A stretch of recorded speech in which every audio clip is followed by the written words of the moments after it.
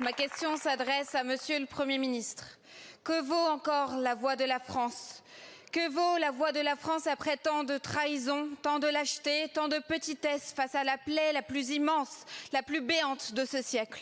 Que vaut la voix de la France lorsqu'elle se tait face à l'enfer de Gaza, lorsqu'elle se tait face au génocide et au beau milieu des clameurs des peuples du monde entier unis en un seul pour demander la liberté, la justice, la paix? Le 9 avril dernier, le président a annoncé une conférence pour acter enfin la reconnaissance de l'État de Palestine. Il n'a pas fallu 2 mois pour qu'il recule et se défile face à l'histoire et renferme ainsi notre pays dans l'ombre des génocidaires et des criminels de guerre. Voilà ce que sont vos actes. Vous refusez de reconnaître l'État palestinien au moment où son peuple en a urgemment besoin. Vous laissez Netanyahou traverser notre espace aérien plusieurs fois sans qu'il ne se passe rien.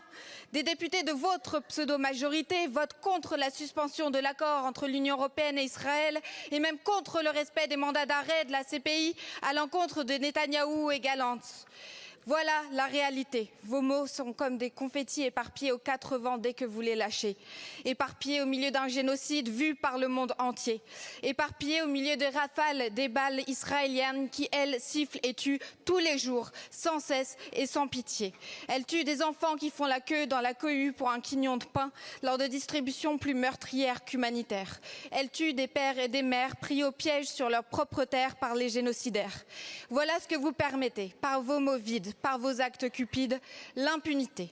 L'impunité de l'État d'Israël, celle d'un régime d'extrême droite qui massacre un peuple, vole et colonise des terres, viole le droit international, agresse ses voisins et le fait avec le consentement d'une poignée de dirigeants, dont les ministres de ce gouvernement. La question ne change pas. Que va faire la France pour briser l'impunité et imposer enfin la paix ?